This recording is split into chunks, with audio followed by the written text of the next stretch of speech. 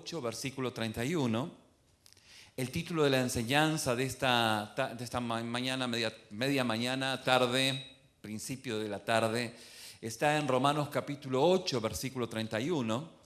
El título de la enseñanza de esta mañana se titula Peleando contra la incredulidad de la ansiedad. ¿Bien? Pero antes de poder meternos de lleno a esta enseñanza, quisiera leerles lo que el apóstol Pedro en Primera de Pedro capítulo 1, versículo 1 y 2 nos dice como introducción a lo que en esta mañana vamos a ser enseñados. El apóstol Pedro habla a los hijos de Dios en el entorno de Ponto, Galacia, Capadocia, Asia y Bitinia, y comienza en el versículo 1. Esto eran regiones, como Texas, Oklahoma, Arkansas, diferentes regiones dentro del mundo conocido de ese entonces. Y el apóstol Pedro dice, Pedro justamente presentándose apóstol de Jesucristo, y el punto que quiero enfatizar como introducción en esta mañana es a los expatriados de la dispersión en el Ponto, como dije anteriormente, Galacia, Capadocia, Asia y Bitinia, elegidos según la presciencia de Dios Padre en santificación del Espíritu para obedecer y ser rociados con la sangre de Jesucristo, gracia y paz os sea multiplicadas. Palabras más, palabras menos, para aquellos que han sido justificados por la sangre de Cristo, siendo justos no por nosotros mismos, sino por la obra de Cristo en la cruz del Calvario, a la cual nosotros la recibimos y la aceptamos por fe. Y un principio que hemos desarrollado en toda la semana es poder determinar o discernir y saber en nuestro corazón de que nosotros somos extranjeros. Somos extranjeros y somos peregrinos en este mundo. Dice la palabra en Colosenses capítulo 3, el apóstol Pablo escribiendo a la iglesia en Colosas, dice, porque habéis muerto, ustedes habéis muerto, y vuestra vida está escondida con Cristo en Dios. Cuando Cristo, nuestra vida, sea manifestado, entonces vosotros también seréis manifestados con Él en gloria. ¿Qué es lo que dice el apóstol Pablo? Y obviamente afirma el apóstol Pedro, de que nosotros no somos de este mundo. Hemos recibido a Cristo como nuestro único y suficiente Salvador. Por lo tanto, espiritualmente, y esto no es algo, teórico, sino que es una vivencia de todo hijo de Dios, entiende que su nacionalidad no es estadounidense, mexicana, panameña, colombiana o salvadoreña o hondureña o de donde usted sea, sino que su nacionalidad es la nacionalidad del cielo. Su nacionalidad es en el futuro, su nacionalidad está en la gloria, en el Señor. Esa es su genuina nacionalidad. Por lo tanto, usted es un peregrino y extranjero. Valga entender este concepto para poder saber que nuestra constitución no es la constitución de nuestro país, sino que nuestra constitución es la Biblia.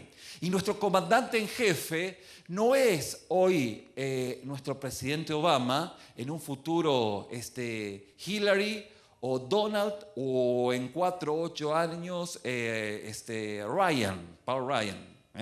No, sino que nuestro comandante jefe es nuestro Señor Jesucristo. No tenemos otro comandante en jefe quien no sea nuestro Señor Jesucristo. Por lo tanto, nuestros intereses como extranjeros en este mundo del cual estamos de paso, no es aquellos intereses que este mundo tiene. Si usted tiene los intereses de este mundo, la Biblia nos menciona de que nosotros no estamos en el camino correcto. ¿Por qué? Porque la Biblia, el apóstol Juan en Primera de Juan dice, y el mundo pasa y también sus pasiones, pero el que hace la voluntad de Dios permanece para siempre.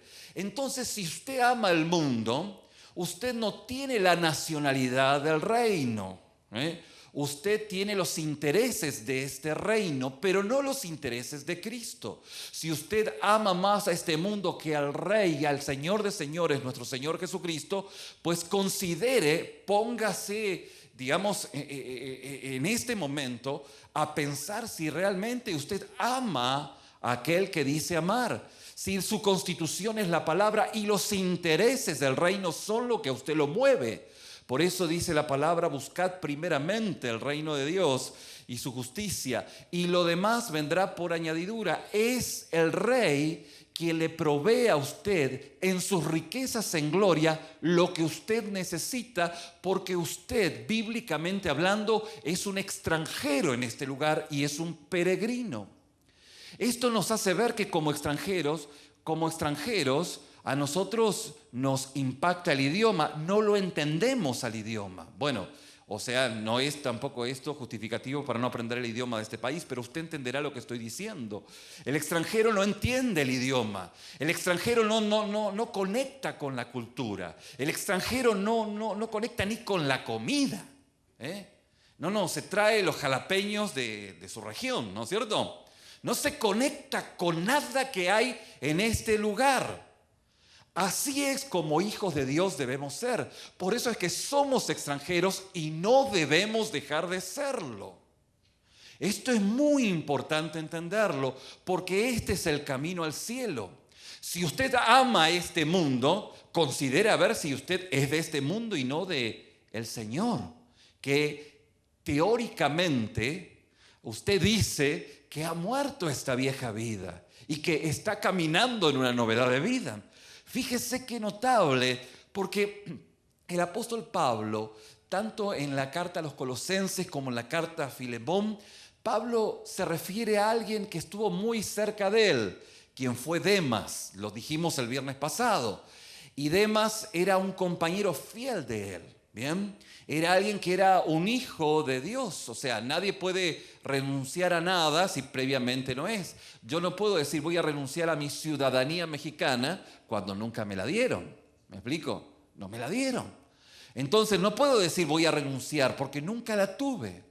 Pero la palabra habla acerca de Demas, tanto en Colosenses como en Filemón, y Pablo se refiere a Demas como su compañero de trabajo junto con Lucas y Marcos.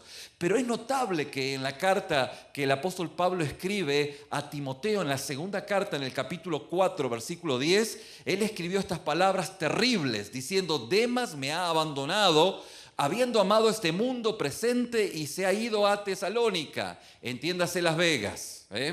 No porque no puede haber cristianos en Las Vegas, Si hay cristianos, hay iglesias en Las Vegas, pero usted entenderá lo pernicioso que hay en ese ámbito, ¿no? Que siempre se hace mención. Pues resulta ser de que Demas abandonó al apóstol Pablo, a Marcos y a Lucas, y se fue a Tesalónica, se fue al mundo. Esto es terrible cuando un hijo de Dios apostata de su fe. Cuando un hijo de Dios se va al departamento de inmigración del cielo y dice: renuncio a mi ciudadanía. No quiero tener más nada que ver con esta ciudadanía. Y esto es una tragedia. Por eso, cuando creyentes confesos se encuentran absorbidos, calados por el mundo y renuncian a seguir la constitución del reino, a amar al rey y a anhelar el reino, entonces no tienen garantías para pensar que van a heredar el reino. No hay garantías. O sea, no se engañe. Si usted ama más este mundo, si usted vela por los intereses de este mundo, si usted vela por todo lo que refiere a este mundo, pues no se engañe, usted no ama a Dios. No se puede servir a Dios y a Mamón. No se puede servir a dos dioses. O ama a uno y odia a otro, o viceversa. Y esto es lo que la palabra de Dios plantea. Porque nosotros somos extranjeros y no debemos dejar de serlo. Y todo aquel que es hijo de Dios, todo aquel que genuinamente osa decir que es hijo de Dios, es parte del reino de Dios. Y en ese reino no hay nacionalidad distintiva. Todos somos hijos de un mismo Padre. Por eso es que usted se puede encontrar con cualquier persona de cualquier raza, de cualquier idioma que es hijo de Dios, y hay una conexión espiritual como si siempre lo hubiera conocido. Amén. Esto es lo que la palabra de Dios dice, somos extranjeros, hemos muerto a este mundo. Pero si usted dice, bueno, yo amo este mundo, tampoco la exageración. Mi estimado, no se engañe, Dios no puede ser burlado. Por eso dijimos en la semana, afirmamos en esta iniciación del mensaje de esta mañana, el apóstol Pedro, en 1 de Pedro capítulo 4, versículo 7 dice, mas el fin de todas las cosas se acerca. Y luego dice, sed prudentes y de espíritu sobrio. ¿Sí? ¿Para qué? Para la oración. ¿Por qué? Porque hay una identidad que tenemos que tener como extranjeros. ¿Sí? Y no tenemos que perder la identidad de extranjeros. O sea, si usted se dice ser extranjero, usted tiene una identidad de extranjero. Si usted se mimetiza con el lugar, pues no varía mucho. Usted dice, pues, no es. Parece que es extranjero, pero no es extranjero. Nosotros no tenemos que perder esa identidad de ser extranjeros. Y como la palabra de Dios dice, el apóstol Pedro dice, bueno, la identidad de extranjeros es ser sobrios, ¿sí? Y ser prudentes, es parte de esa identidad. La identidad de ser fervientes en nuestro amor los unos con los otros, el ser hospitalarios los unos con los otros sin ningún tipo de murmuración, y cada uno con los dones que Dios nos ha derramado en nuestras vidas, poder ser de bendición los unos con los otros. Pero quiero centrar mi atención en lo que el versículo 7 del capítulo 4 de 1 de Pedro está diciendo. Sed sobrios, ¿sí? Y sed prudentes. ¿Por qué? Porque el mundo tiene una capacidad de embriaguez increíble. Fíjense, yo en términos regulares me encuentro con gente ebria, ¿sí? Gente ebria en las gasolineras, en diferentes lugares. Y quise en algún momento hablar con una persona ebria. La persona ebria no entiende. La persona ebria, bueno, usted sabe cómo es una persona ebria. Tal vez Dios lo rescató desde ahí, ¿sí? La persona ebria no tiene los pies en la tierra. La persona ebria está ebria. Entonces el apóstol Pedro dice, bueno, ustedes no sean ebrios, sean sobrios. Porque el tomar la mundanalidad, unos aperitivos de mundanalidad, llámese entretenimiento, llámese telenovelas, llámese como se llame, en un ámbito exagerado, extremo, en su vida, ¿sí? Usted empieza a beber de esa mundanalidad, lo que ocurre es que usted empieza a embriagarse. Pregúntese si no, ¿por qué le cuesta tanto orar y no le cuesta tanto seguir una serie televisiva? Entiéndase usted en su diario vivir cómo no le cuesta nada hacer ciertas cosas y le cuesta mucho poder buscar a Dios. Es porque usted está ebrio. Hay ebriedad, ¿sí? Ebriedad de mundanalidad. Y fíjese qué notable. Hablábamos con mi esposa recién cuando veníamos para el templo, que a los ebrios a veces se ponen, o sea, se despiertan cuando ocurre algo traumático. Cuando un ebrio está manejando y se cruza por y se despertó, ¿no? Y como que se le fue la ebriedad, al menos por unos minutos. A veces la vida ocurre en este ámbito donde los ebrios de este mundo, llenos de mundanalidad, las tragedias, la enfermedad los despierta y allí se vuelven a Dios, ¿sí? Esto pasa con los ebrios, pero los cristianos como hijos de Dios tenemos que ser bien conscientes de que la ebriedad de la mundanalidad es extremadamente adictiva. Entonces usted dice, ¿por qué no puedo darme un chapuzón de entretenimiento al máximo, al extremo? ¿Por qué no puedo dejar de congregarme? ¿Por qué? Porque el mundo y tu naturaleza pecaminosa tiende a buscar aquello que es adictivo. ¿Me explico? ¿Sí? Entonces, el problema está en que nosotros tenemos que velar y orar, ser conscientes. La exposición de la palabra y la congregación con los santos es un shock, que te dice, oh, me despierto, Sí, la verdad que me estaba un poco dormido. ¿Y dónde me estaba poniendo ebrio? Bueno, estaba teniendo unas copas de, no sé, de entretenimiento, de televisión, de cosas que aún pueden ser muy legítimas, como el trabajo, como lo que fuera, ¿sí? Pero que tiene ese poder adictivo para poder alejarnos de Dios. Entonces, a medida que usted es cada vez más sobrio, usted tiene la capacidad de poder estar en comunión con el Rey y con aquellos requerimientos de ese reino al cual usted pertenece. Por eso la palabra dice, mis estimados, no se duerman, ¿sí? No se duerman, ni en este mensaje ni en la vida se duerman, ¿sí? No se duerman. Ahora, sí se van a dormir si a partir de ahora o a partir de anteriormente ustedes empezaron a tomar y embriagarse de mundanalidad. Pregúntense cómo batallan aún en venir a la iglesia y vean qué es lo que hicieron anteriormente. Es dificilísimo conectarse con la palabra si 2 horas antes estuvieron viendo una novela, ¿sí? Estuvieron viendo un partido de fútbol o estuvieron poniendo la cabeza en cualquier otra cosa. Es imposible. ¿Por qué? Porque se han dado un vasito de mundanalidad y están mareados. Dios permita que en esta mañana puedan ser sobrios. El sobrio, como dice el apóstol Pedro, es prudente, tiene una mente ágil, una mente despierta. Y lo que Dios nos pide es que estemos despiertos, que no nos durmamos, porque Él quiere glorificarse en nuestra vida. Amén. Muy bien, entendiendo esto, como lo hemos explicado en la semana, el apóstol Pablo explica en Romanos capítulo 8, versículo 31, ¿qué pues diremos? ¿Sí? Si Dios es por nosotros, ¿quién? Dígame conmigo, ¿quién? ¿Quién? ¿Quién contra nosotros? Si Dios es por nosotros, ¿quién contra nosotros?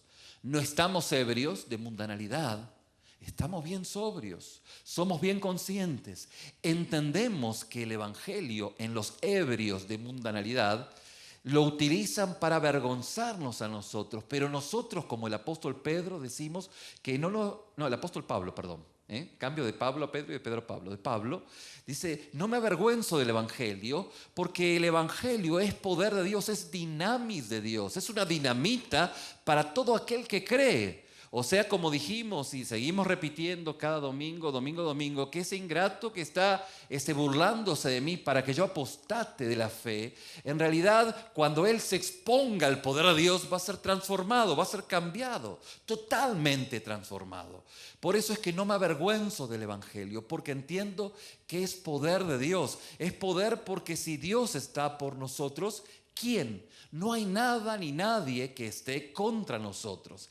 Y quisiera afirmar este concepto a través de la enseñanza que está en Mateo capítulo 6, del versículo 25 al 35. Y quisiera, en el versículo 25, dice nuestro Señor Jesús, el escritor Mateo, pudo reflejar lo que Jesús está explicando. Dice, por tanto os digo, no os afanéis, o sea, no os preocupéis por vuestra vida, que habéis de comer o que habéis de beber, ni por vuestro cuerpo que habéis de vestir. ¿No es la vida más que el alimento y el cuerpo más que el vestido? Mirad las aves del cielo que no siembran, ni ciegan, ni recogen en graneros, y vuestro Padre las alimenta. ¿No valéis vosotros mucho más que ellos? ¿Y quién de vosotros podrá, por mucho que se afane, añadir a su estatura un codo? Y por el vestido, ¿por qué os afanáis? Considerad los lirios del campo, cómo crecen, no trabajan ni hilan. Pero os digo que ni aun Salomón, con toda su gloria, se vistió así como uno de ellos. Y la hierba del campo, que hoy es y mañana se echa al horno, Dios la viste así. ¿No hará mucho más a vosotros, hombres de poca fe? No os afanéis, ya ni sé cómo explicarlos, dice el Señor Jesús, pues diciendo, ¿qué comeremos o qué beberemos o qué vestiremos? ¿Por qué? Porque los gentiles buscan estas cosas, ¿sí? ¿Quiénes son los gentiles? Pues los que aman este mundo. Los que aman este mundo buscan cómo vestirse, buscan cómo alimentarse, buscan cómo hacer las cosas constante y cotidianamente, y en ese ámbito tienen mucha ansiedad, porque confían en sus fuerzas. Pero mis estimados, dice el Señor Jesús, ustedes ya no pongan su confianza en su fuerza porque ustedes no pertenecen aquí. Bien, la palabra nos hace mención de que nosotros somos embajadores de Cristo, y decíamos en la semana que ningún embajador de los Estados Unidos en México le pone un centavo a ese embajador. Es el embajador de Estados Unidos quien recibe su sueldo desde los Estados Unidos. Lo mismo el embajador mexicano aquí en los Estados Unidos no recibe un solo aporte del gobierno de los Estados Unidos. Es México quien provee a toda necesidad de cada uno de aquellos quienes son sus enviados. ¿Me explico? ¿Vamos bien? Nosotros somos embajadores de Cristo y nosotros tenemos que esperar en Cristo pacientemente porque Él nos ha de proveer en sus provisiones, en sus riquezas en gloria, y que Dios ha de proveer para nuestra vida. Por eso es que el Señor dice, porque los gentiles buscan estas cosas, pero vuestro Padre Celestial que sabe que tenéis necesidad de todas estas cosas. Por eso dice, mas buscad primeramente el reino de Dios y su justicia, y todas estas cosas que los gentiles buscan os serán añadidas. Así que otra vez se los digo, ya ni sé cómo explicárselo, No os afanéis, no os preocupéis por el día de mañana, porque el día de mañana trae su afán, basta cada día su propio mal. Bien. Por eso voy a colgar un puente entre el texto del domingo y en la semana con el tema que hoy estamos hablando acerca de la incredulidad, de la ansiedad, de la preocupación. Y fíjense qué notable, porque el escritor de Hebreos en el capítulo 3, versículo 12, ¿me van siguiendo hasta aquí? ¿Sí? No se me pierdan, por favor. Hebreos 3, capítulo 12 dice, mirad hermanos, que no haya en ninguno de vosotros corazón malo de incredulidad para apartarse del Dios vivo. Aquí no está hablando a los no creyentes, aquí está hablando a usted y a mí. Y dice, hermanos, pues tengan cuidado, aguas, que no haya en ninguno de vosotros corazón malo de incredulidad para apartarse del Dios vivo. Y en el versículo 14 dice, porque somos hechuras participantes de Cristo, con tal que retengamos firme hasta el fin nuestra confianza del principio. En otras palabras, la evidencia de la que has sido hecho participante de Cristo, ser un hijo de Dios, es que mantienes la confianza en el Señor firme. Si tú no mantienes tu confianza en el Señor firme, considera si eres un hijo de Dios. Fíjense qué notable. En la actualidad he encontrado testimonios de gente, de luminarias, entre comillas, quienes han destellado en diferentes capacidades. Muchos de ellos, de los que leí, han nacido en una congregación, una iglesia cristiana, pero en la actualidad se consideran ateos. Totalmente ateos. Entonces usted dice, ¿cómo puede ser que se consideren ateos? Bueno, la respuesta es sencilla. Nunca fueron hijos de Dios, pero estaban en un ámbito donde le decían, tú eres un hijo de Dios, y ellos se creían que eran hijos de Dios. Y esto es un problema latente que nosotros podemos tener. Si nosotros nos consideramos que somos ciudadanos de los Estados Unidos, de México, donde fuera, pues mi querido, usted tiene un gravísimo problema. Ahora, usted puede decir, no, pertenezco a la nacionalidad del cielo. Sí, pero usted no ama al rey, no busca los intereses de Dios no son la primera instancia en su vida. Entonces usted está dando un doble mensaje. Su constitución no es la Biblia, su constitución es a su manera, ¿sí? Lo que usted considera, sus pensamientos son los primeros y usted no pasa tiempo a solas con ese rey que es su rey. Entonces ese doble discurso lo va a enfermar. Eso no es cierto, no es cierto, no es un hijo de Dios. Es solamente alguien que le gusta este ámbito. A veces llevamos en nuestra vida una instancia de hostigarnos a nosotros mismos, y ese hostigarnos a nosotros mismos tiene que ver con que, bueno, venimos acá, nos hacen sufrir, nos pegan unas piedradas y después nos vamos. Y no es eso, no es eso. Ser hijo de Dios es justamente la característica de un hijo de Dios, es tener gozo. Ese gozo que pues es doloroso, pero uno tiene ese gozo indomable que afirma su esperanza en gloria en Cristo Jesús y que por esa esperanza en Cristo Jesús en gloria soporta lo que fuera, lo que haya en este mundo. Esto es la evidencia de ser realmente un hijo de Dios. Todo lo otro es una burda imitación que no tiene que ver con ser genuinamente un hijo de Dios. Por eso es que no estamos esperando en un futuro un gran avivamiento. Estamos esperando en un futuro una gran apostasía. Imagínense, gente que no entiende el mensaje, gente que se afirma en los intereses materiales y no en el reino, gente que se afirma estrictamente en este mundo y no en el reino. Es gente que va camino a una gran desilusión y que esa desilusión lo va a llevar a renunciar y hablar peste del Evangelio. Por esto es que el verdadero Hijo de Dios entiende de que su reino está en gloria con Cristo Jesús, que la soberanía de Dios es lo más importante y que esa importancia tiene que ver porque es una persona que está sobria, buscando primeramente el reino de Dios y su justicia, y no se embriaga con mundanalidad. Y cuando usted se embriaga con mundanalidad, se expone a la palabra, al Espíritu Santo, a los hermanos, y usted rectifica sus pasos y no deja de congregarse, como algunos tienen por costumbre, y empieza a afirmarse, dejando de ser una plantita pequeña o un neófito, y empieza a fortalecerse porque pasa tiempo a solas con Dios. Empieza a conocer más a su Rey y empieza a anhelar más su reino. Amén. Y esto es la experiencia a la cual nosotros tenemos que constante y cotidianamente vivir.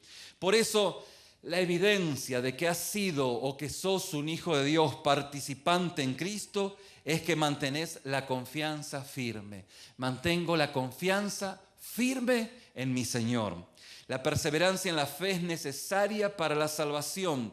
Usted dice, voy a perder mi salvación. Bueno, no la vas a perder. Podés apostatar como Demas, podés renunciar a tu ciudadanía, ¿sí? Como lo hizo Demas, ¿bien?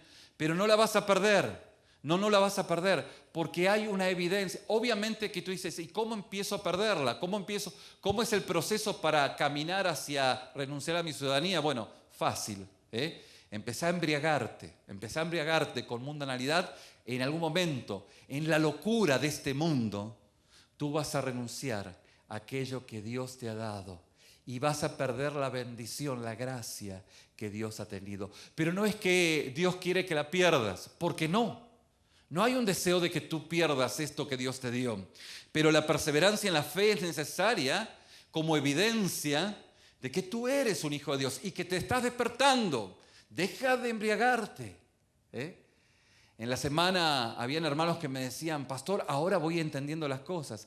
Entonces le digo, bueno, es probable que usted esté más sobria que ebrio. Si usted está un poquito ebrio con el mundo, si ha mirado toda la noche pornografía, es muy probable que usted no entienda nada de lo que estamos hablando. ¿Me explico? Si usted se ha embriagado con mundanalidad, con pensamientos torcidos, es probable que esté medio... ¿Me explico? Si usted no perdona, si usted no está viviendo en comunión con Dios, es muy probable que esté en la cruda, espiritualmente hablando, ¿sí? Ese término lo aprendí, ¿sí? No lo viví, pero lo aprendí. Y en esa instancia es donde estamos. Y se lo digo con mucho respeto, sin ofenderlo, porque considere esta palabra en cuanto a su experiencia. Si usted dice, ¿cómo que no conecto con las cosas espirituales? Sencillo. Es que hay algo de ebriedad. Pero no se preocupe, porque lo importante es que usted reconozca esa condición y que desde esa condición empiece a buscar esa sobriedad que hay en Cristo. Amén. le va a dar lucidez y usted va a querer orar como nadie ha querido orar. ¿Por qué? Porque la oración es ese radiotransmisor en tiempo de guerra, ¿sí? No es un radiotransmisor para decir, Señor, 2 cojines, 4 carros y una casa. No. Sino que, Señor, estoy en la balacera del enemigo. ¿Para dónde, Señor? ¿Para dónde? Y el Señor te dice, pues para acá, para allá, el domingo a las 11, tal vez antes, para orar. Y ahí estás. Júntate con los hermanos, te van a alimentar, te van a fortalecer, te van a edificar. Entonces usted está en conexión con la oración y en conexión con el comando central. Nadie va a entender lo que es la genuina oración hasta que no se dé cuenta que estamos en un campo de guerra. Si usted considera que la oración es para pedir cojines en su guarida, pues imagínese el Pentágono si a un soldado le dice, denme 4 cojines aquí estamos en el pozo, ¿no? La barricada, aquí estamos. No, se van a reír de él. Imagínense lo que a veces nuestras oraciones han causado en el cielo, ¿sí? Ay, dolores de cabeza. Por eso es necesario entender esto. El apóstol Pablo en Gálatas capítulo 2, versículo 20 dice, con Cristo estoy juntamente crucificado y ya no vivo yo, mas vive Cristo en mí. Y lo que ahora, diga conmigo lo que ahora vivo en la carne, lo vivo en la fe del Hijo de Dios, el cual me amó y se entregó a sí mismo por mí.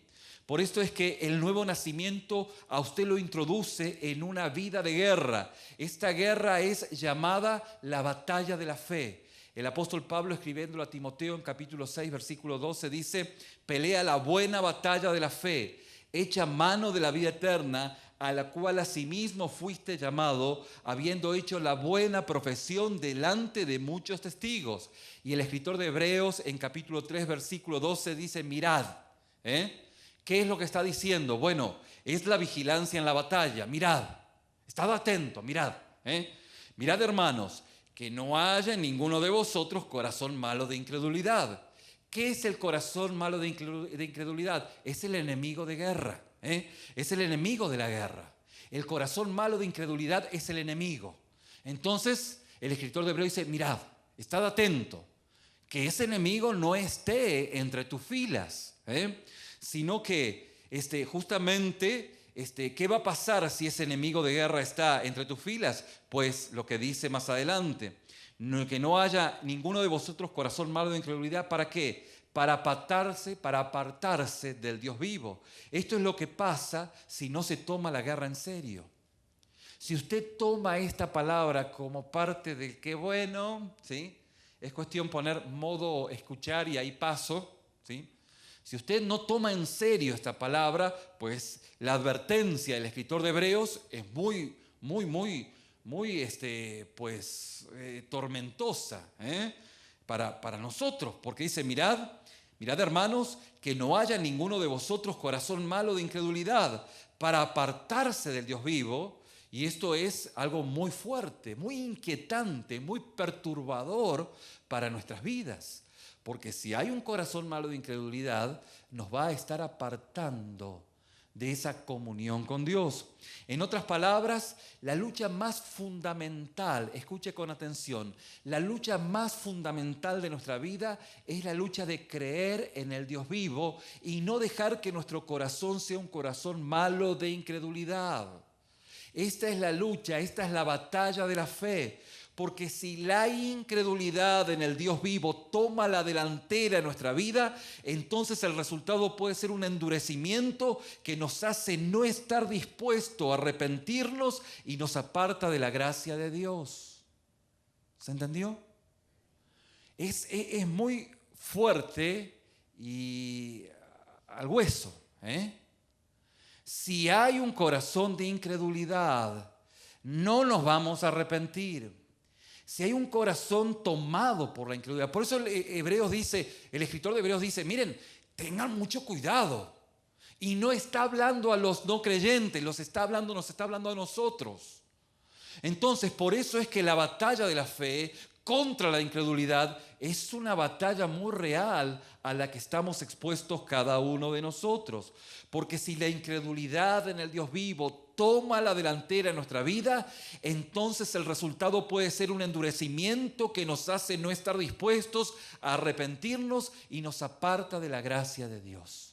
Nos aparta, lo aparta, me aparta cuando mi corazón empieza a endurecerse.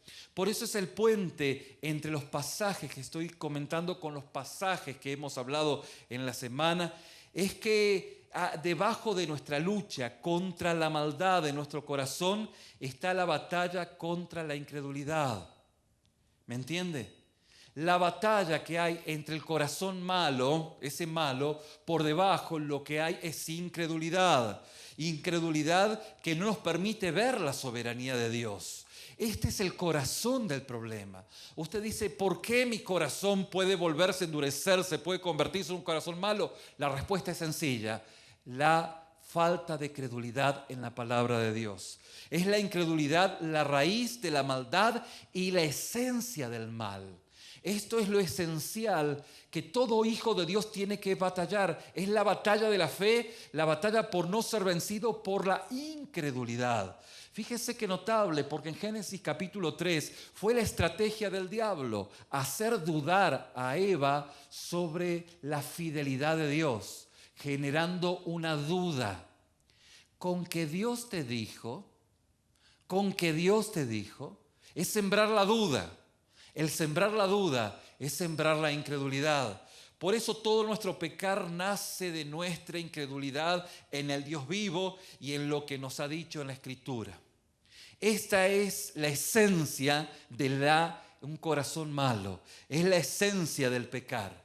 Pecamos cuando somos incrédulos. Y esto es la batalla de la fe. Por eso el texto de hoy ilustra esto en nuestra condición maligna, en nuestro corazón, que la ansiedad no nos permite confiar totalmente en nuestro Señor.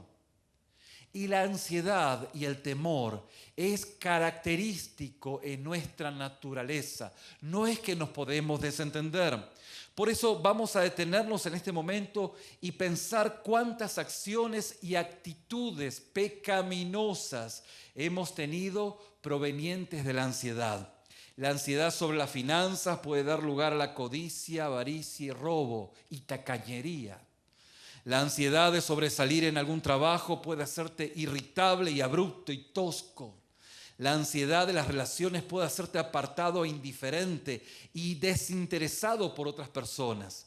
La ansiedad de cómo alguien va a responderte puede hacer que cubras la verdad mientras estás diciendo otras cosas y no sos fiel a la verdad. Si se conquista la ansiedad desde la obra del Espíritu en nuestra vida, muchos pecados han de ser vencidos. Por eso es tan importante poder entender claramente lo que el Señor nos está hablando a nuestros corazones. Ahora, ¿cuál es la raíz de la ansiedad? ¿Y cómo puede ser destruida? Es una buena pregunta. Bueno, en Mateo capítulo 6, fíjese qué notable, porque 4 veces en este texto Jesús dice que no debemos tener temor a la ansiedad. En el versículo 25 dice, por tanto os digo, no os afanéis o no tengáis ansiedad por vuestra vida.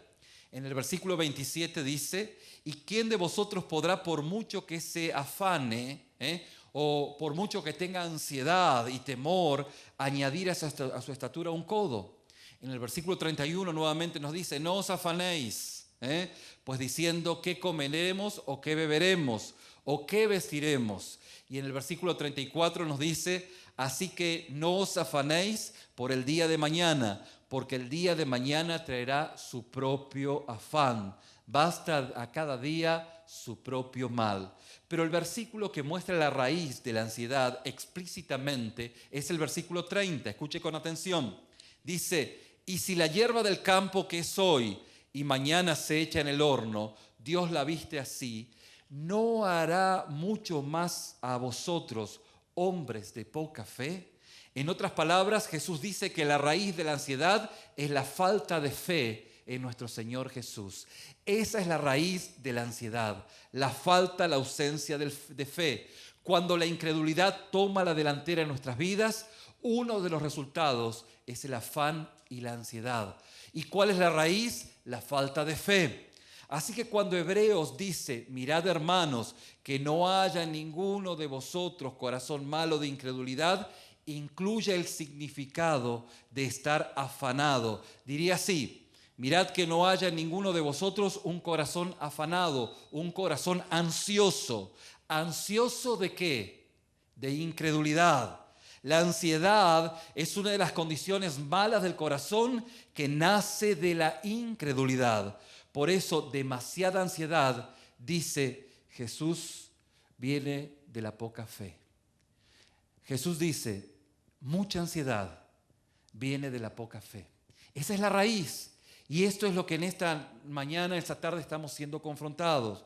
Por eso la raíz de toda la condición pecaminosa del corazón es la incredulidad del Dios vivo. ¿Cómo lo ve? Esto es algo que tenemos que poner atención en nuestra vida. Ahora, fíjese que hay dos tipos de respuestas perturbadoras a esta verdad, ¿sí? Hay dos tipos de respuestas, porque usted dice,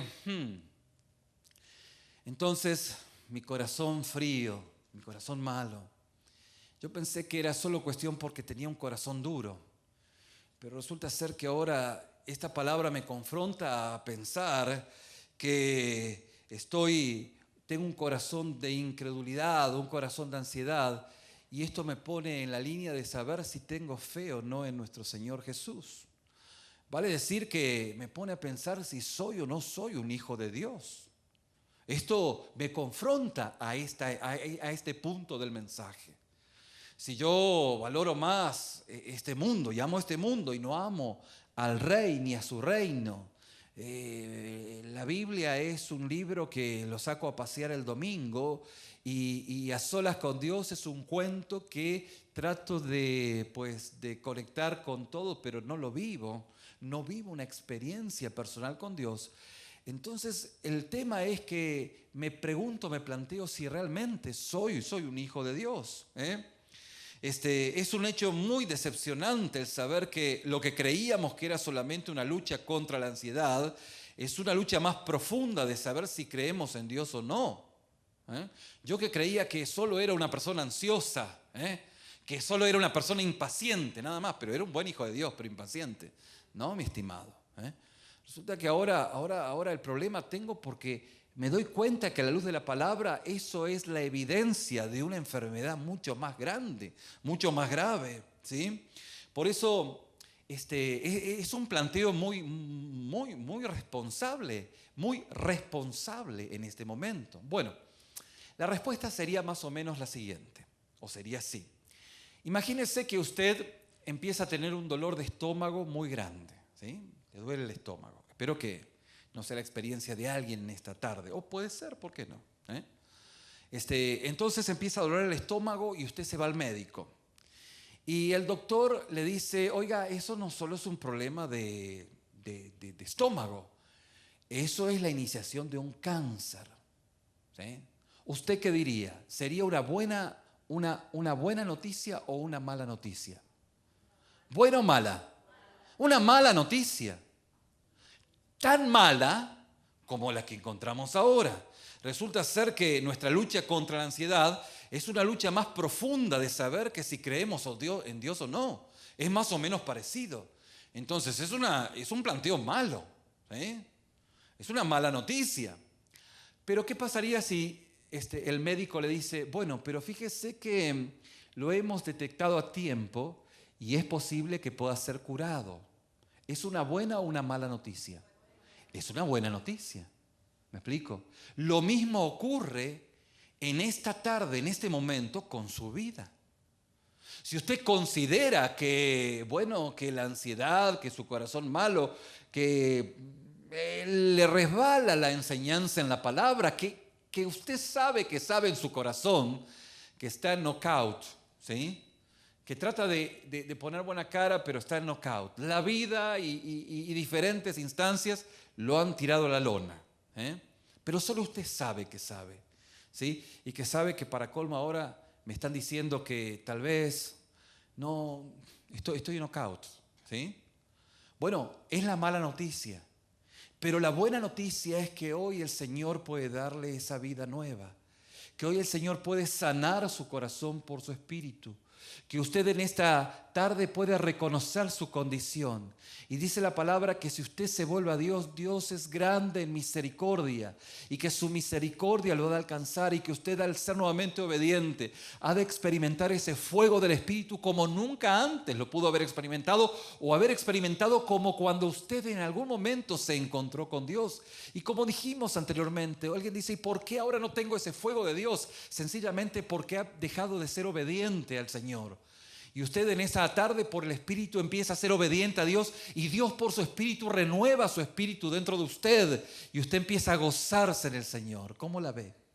Por eso es mala la respuesta, o es mala la respuesta, sí, en un sentido, pero también es buena la respuesta, porque indica nuestra condición y dentro de esta condición usted puede reflejarse y puede pedir la ayuda al médico que en esta tarde puede sanar su corazón. ¿Cómo la ve? Por eso el arrepentimiento, el buscar genuinamente a Dios. Señor, contra ti solo he pecado y hecho lo malo. Padre, trae de ese gozo en mi vida nuevamente. Es la evidencia y la clave para empezar a caminar nuevamente con el Señor. Esto es en primera instancia. Ahora, ¿cómo puedo tener esa seguridad? Bueno, una cosa es no tener fe, otra es ser atacado en la fe. Fíjese cómo la palabra nos dice en el Salmo 56:3, dice, en el día que temo, yo en ti confío. No dice el salmista, nunca lucho con el temor no me va a atacar, sino que dice, el temor nos ataca y la lucha empieza. La Biblia asume que el creyente verdadero no tendrá ansiedades, no, sí las tendrá. La Biblia asume que el creyente verdadero tendrá ansiedades. Pero la Biblia nos dice que en el día que tengo ansiedades, en el día que tengo temores, en ti confío. No es lo mismo aquel que renuncia a su fe que aquel que está en el camino, en un camino totalmente enlodado y que el carro de enfrente le tira el lodo en su parabrisa y que el que está en el camino pues empieza medio que a moverse de una forma brusca, pero tiene el agua del Espíritu para poder limpiar el barro y los limpia parabrisas de la palabra de Dios.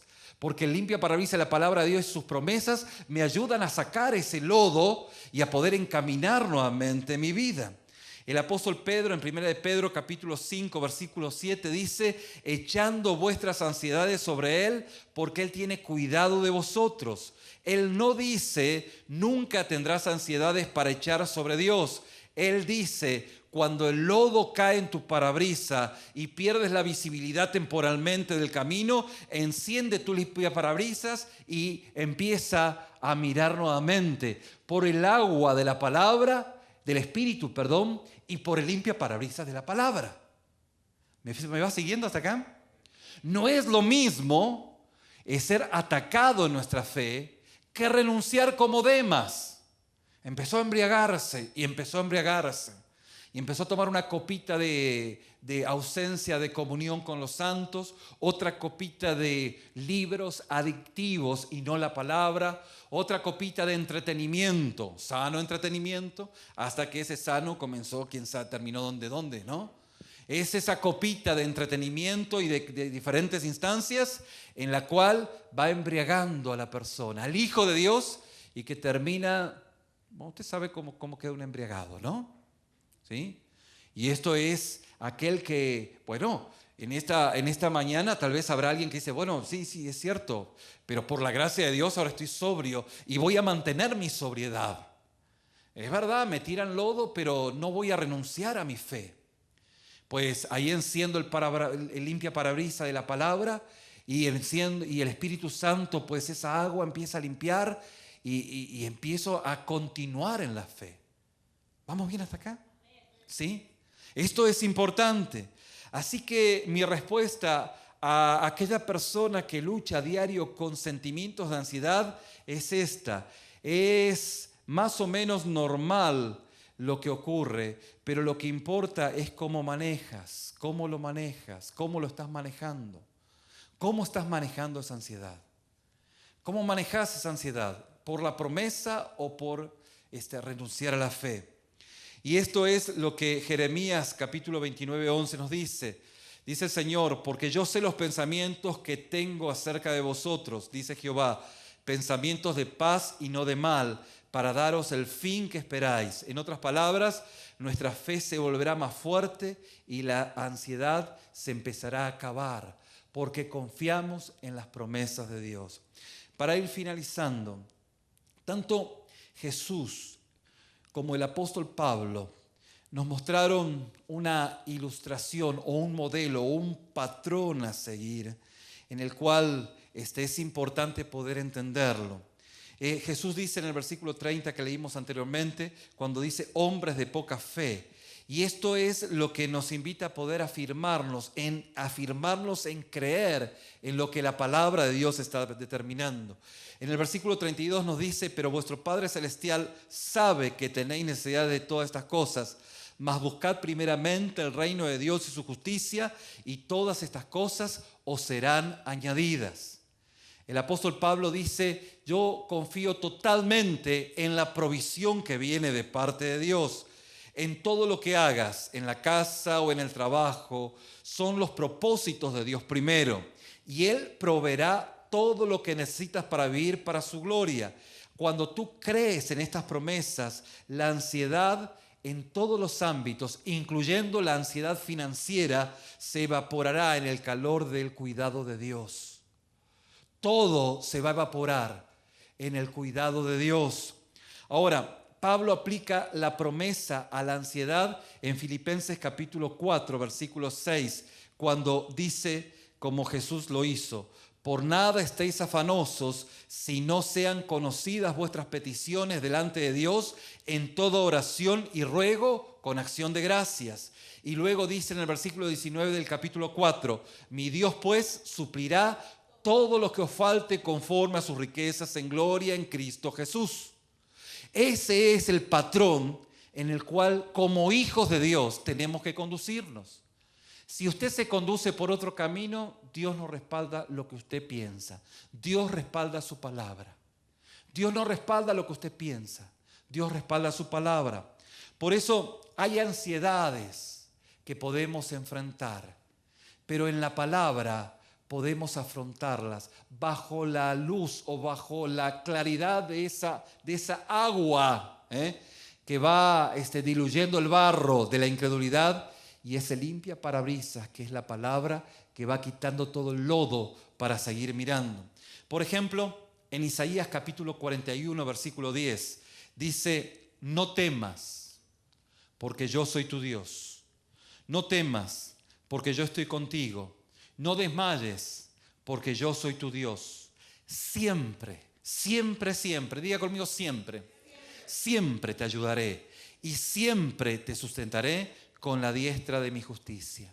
Mis estimados, cuando tengan ansiedad sobre un nuevo proyecto o reuniones riesgosas, usted debe luchar contra la incredulidad con esta promesa, que dice, no temas, porque yo estoy contigo. No desmayes, porque yo soy tu Dios. Yo te esfuerzo, el Dios que te esfuerzo, siempre te ayudaré, siempre te sustentaré con la diestra de mi justicia. Y cuando usted se aferra a esa palabra, empieza el lodo a desvanecerse. ¿Me va siguiendo? Dice Isaías capítulo 55, versículo 11. Dice, así será mi palabra que sale de mi boca. No volverá a mí vacía, sino que hará lo que yo quiero y será prosperada en aquello para que la envíe. Cuando usted tiene ansiedad sobre el don que Dios le dio y se siente inservible y vacío, usted debe luchar, yo debo luchar contra la incredulidad con esta promesa. Así será mi palabra que sale de mi boca. No volverá a mí vacía, sino que hará lo que yo quiero y será prosperada en aquello por lo cual la envié. ¿Me va entendiendo? Fíjese qué práctico. ¿En dónde se aferra? ¿En su fuerza? No, en la promesa de Dios. Esto es una experiencia personal. Y es algo que usted seguramente ha de vivir. Dios le dio un don, una gracia, pero usted dice, pero qué bueno, me afirmo en esta palabra. El lodo va a ser sacado, el agua del Espíritu va a limpiar junto con la palabra y voy a seguir caminando en medio de este mundo que está totalmente enlodado. Amén. Dice la palabra en 2 de Corintios capítulo 12 versículo 9, y me ha dicho el Señor al apóstol Pablo, bástate mi gracia, porque mi poder se perfecciona en tu debilidad. Más bien, por tanto, de buena gana me gloriaré más bien en mis debilidades, para que repose sobre mí el poder de Cristo. Y Deuteronomio capítulo 33 versículo 25 dice, hierro y bronce serán tus cerrojos y como tus días serán tus fuerzas. Cuando usted tenga ansiedad sobre su debilidad, sobre que se siente demasiado débil para poder hacer el trabajo, usted debe luchar contra la incredulidad por medio de estas promesas, las que hemos dicho anteriormente. Dice, y me has dicho, bástate mi gracia, porque mi poder se perfecciona en tu debilidad. Y aquí no estamos sacando ayuda o autoayuda de algún libro de autoayuda. Estamos buscando ayuda en la palabra de Dios. Como hijos de Dios. Claro, esto no es una pócima mágica.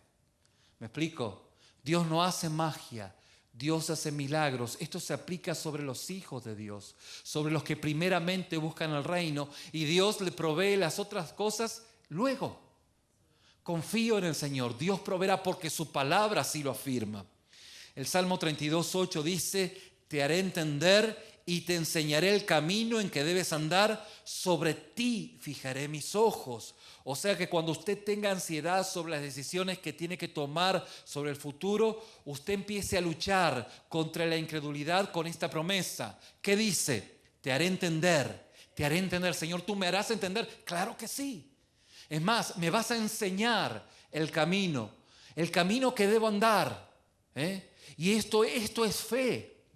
Esto no es preguntarle al brujo, preguntarle al pastor, a ver qué debo hacer. No. Le pregunto a Dios. Y si por ahí yo no tengo la lucidez para entender, bueno, ahí sí voy con el pastor. Pero no es mi referente en cuanto a ver qué tengo que hacer. ¿Por qué? Porque es más fácil buscar una palabra profética que buscarlo al Señor. En la palabra profética, que también Dios la puede dar, pero no hay transformación.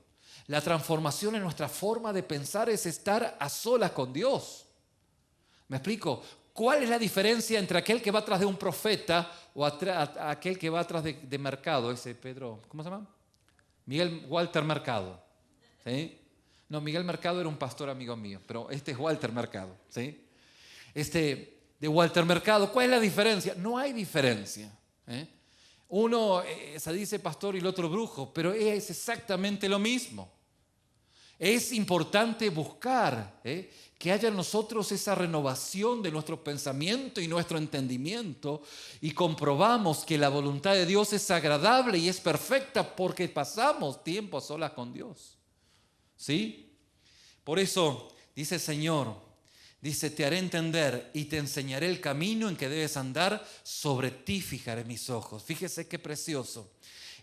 Romanos capítulo 8, versículo 31 dice, ¿qué pues diremos? Si Dios es por nosotros, como leímos esta mañana. Cuando tengo ansiedad sobre enfrentarme contra oponentes en todos los ámbitos, sean familiares, sean laborales, en donde fueran. En la iglesia no, porque todos somos del mismo equipo, ¿no? Dice la palabra, ¿qué pues diremos a esto? Si Dios es por nosotros, ¿quién contra nosotros? Cuando tengo ansiedad sobre enfermedades, lucho contra la incredulidad con esta promesa, con esta promesa que dice, y no solo esto, sino que también nos gloriamos en las tribulaciones, sabiendo que la tribulación produce paciencia, y la paciencia prueba, y la prueba esperanza, y la esperanza no avergüenza, porque el amor de Dios ha sido derramado en nuestros corazones por el Espíritu de Dios que nos fue dado. Solo aquel que está pasando por enfermedad se aferra a esta promesa y se abandona en los brazos del Señor. Y no se abandona en los brazos de la incredulidad, de la apatía y de la amargura. Y Dios cuida a sus hijos, aún en las instancias terminales. Por eso cuando tengo ansiedad sobre la enfermedad, lucho contra la incredulidad con esta promesa. Y estoy diciendo lucho porque hay que luchar. No es que uno, bueno, yo lo declaro. Bueno, declare la palabra, claro que sí. Ahí sí, declare la palabra. Pero hay que luchar. ¿Por qué? Porque nuestra naturaleza pecaminosa nos va a llevar bueno, no es así. ¿Y por qué tú no puedes estar sano? Bueno, ahí es una lucha. Es una lucha. Usted lucha con esta palabra. Cuando tiene ansiedad de volverse viejo o mayor, usted luche contra la incredulidad con esta promesa que dice Isaías 46:4. Y hasta la vejez yo mismo, y hasta las canas os soportaré yo. Yo hice, yo llevaré, yo soportaré y guardaré. Cada etapa en nuestra vida tiene que ser disfrutada como tal. Alguien dice juventud, divino tesoro. Bueno, fue tesoro en la juventud. Pero ahora la etapa en la cual usted esté viviendo, tiene que afrontarla. No se me haga el más joven. Afronte la edad. ¿Sí? Afronte la edad. Y no le tenga temor al futuro. Ahora, sí le puede tener al futuro si usted es vencido por la incredulidad.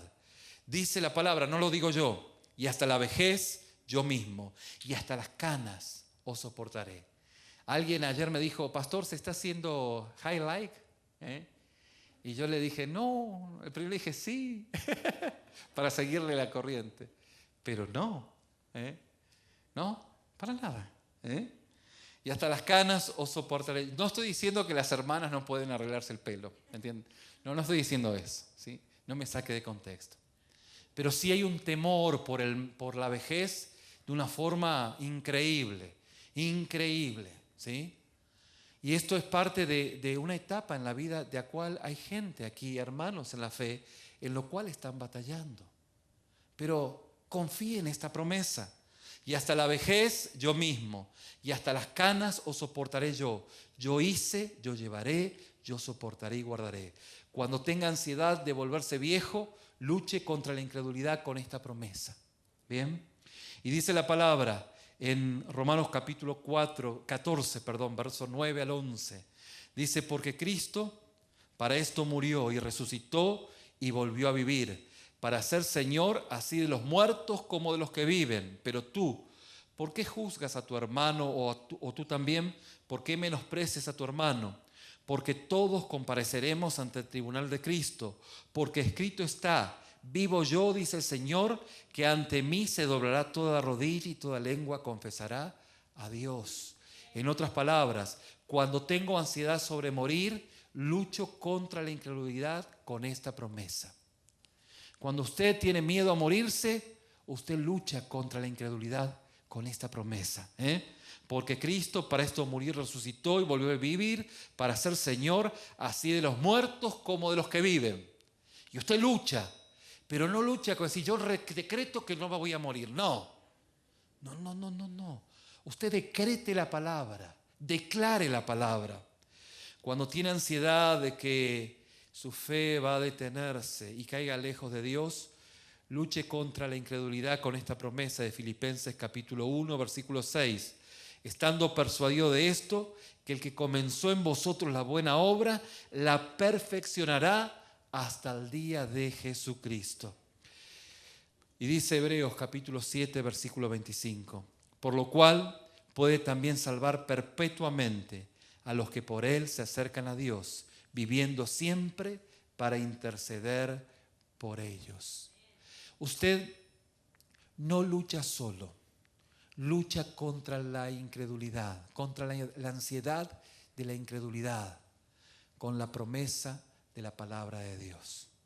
Y es importante que en esta mañana, en esta tarde ya, usted pueda entender de que pelear contra la incredulidad de la ansiedad es algo vital en el crecimiento que usted debe tener en este peregrinar. Recuerde, usted es extranjero y no debe dejar de serlo. No se me ciudadanice con este mundo corrupto. Llámese la nación que se llame, porque su primera nacionalidad es la nacionalidad del cielo. Su comandante en jefe es Jesucristo. Su constitución es la Biblia y sus intereses, los intereses del reino.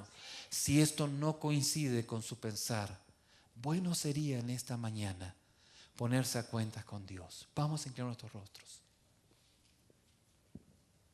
Padre, permite que tus hijos en esta mañana, al ser confrontados con tu palabra, puedan, Señor, reconocer en dónde tu Espíritu está hablando a sus vidas.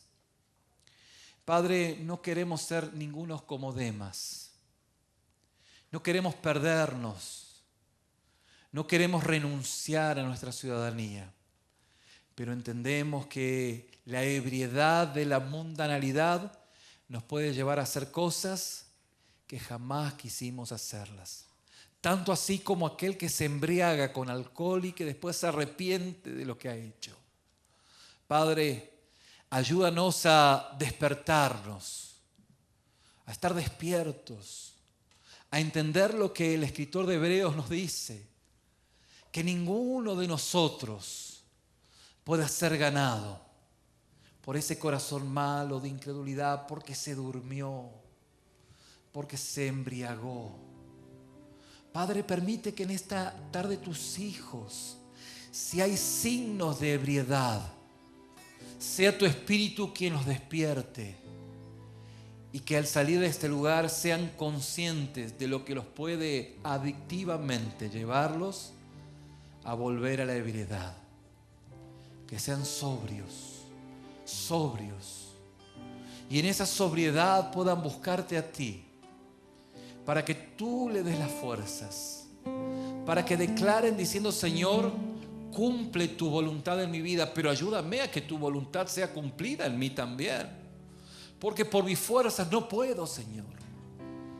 Reconozco mi convalescencia. Qué convaleciente que soy. Y te pido que me ayudes a transitar en este mundo corrupto, en este mundo que se me pueden pegar ciertas cosas, pero que por tu palabra empieza a limpiarme. Tanto así, Señor, como tú le dijiste a Pedro: estás limpio, pero no todo le falta a tus pies. Es necesario que te limpie, porque si no, no has de tener parte conmigo. Padre, permite que esta experiencia sea una realidad en la vida de tus hijos, porque el caminar por Houston en algunos le ha ensuciado sus pies, pero hoy están llegando a este lugar para que tú con el lebrillo y con esa toalla limpies sus pies y los purifiques totalmente, que enderezcas sus pies y empiecen a caminar rectos. Padre, permite que en esta tarde puedan vivir la experiencia tus hijos de la santificación. Claro que ha sido una mala noticia el saber que la ansiedad es producto de la ausencia de fe, pero también es una buena noticia porque tú estás aquí para restaurar nuestras vidas. Permite que en esta tarde esta sea una experiencia real y que al salir de esta casa pueda, Señor, tus hijos vivir en la sobriedad y en la claridad de una mente espiritual, velando y orando, porque el diablo, como león rugiente, va a tratar de embriagarlos otra vez en la adicción de este mundo.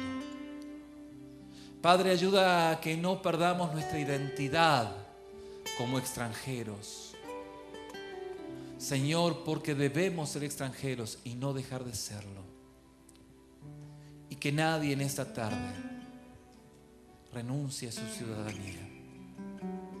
Te lo pedimos, te lo rogamos en el nombre de Jesús.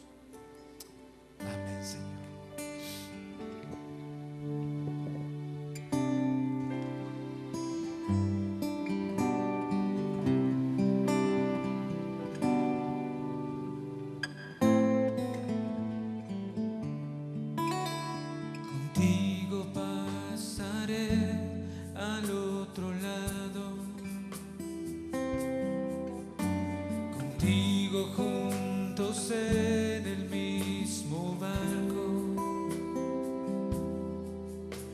Cuando venga la tormenta, no temeré. En medio del peligro, yo tengo fe. Porque tú reprendes al viento y las olas. La tierra y su plenitud son tuyas. Cuando venga la tormenta, no temeré. En medio del peligro, yo tengo fe. En ti confiaré, no temeré jamás, porque tú eres Jesús, príncipe de paz. En ti confiaré, a pesar de mi derredor, porque tú eres mi Dios, soberano. Una vez más, en ti confiaré, en ti confiaré, no temeré jamás, porque tú eres Jesús, el príncipe de paz. En ti confiaré, a pesar de mi derredor, porque tú eres mi Dios, soberano Señor, en ti confiaré.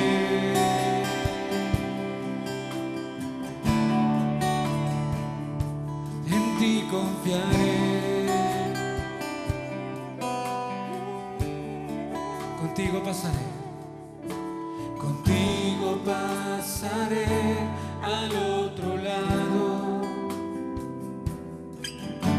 Contigo juntos en el mismo barco. Cuando venga la tormenta, no temeré. En medio del peligro, yo tengo fe. Porque tú reprendes al viento y las olas. La tierra y su plenitud son tuyas. Cuando venga la tormenta, no temeré. En medio del peligro, yo tengo fe.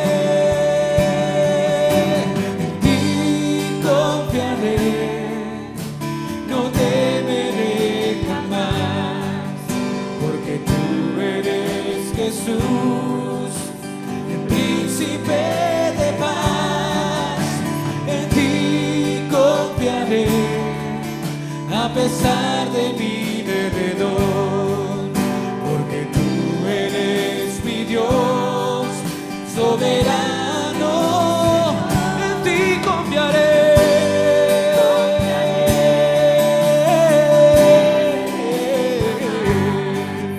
Porque tú eres Jesús, príncipe de paz. En ti confiaré, a pesar de mi derredor, porque tú eres mi Dios. Una vez más, en ti confiaré, no temeré.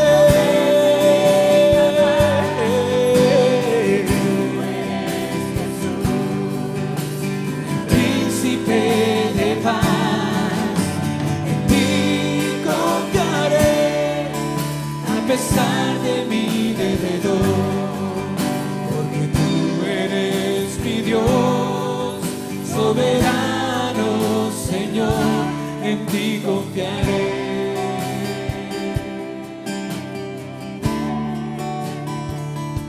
En ti confiaré.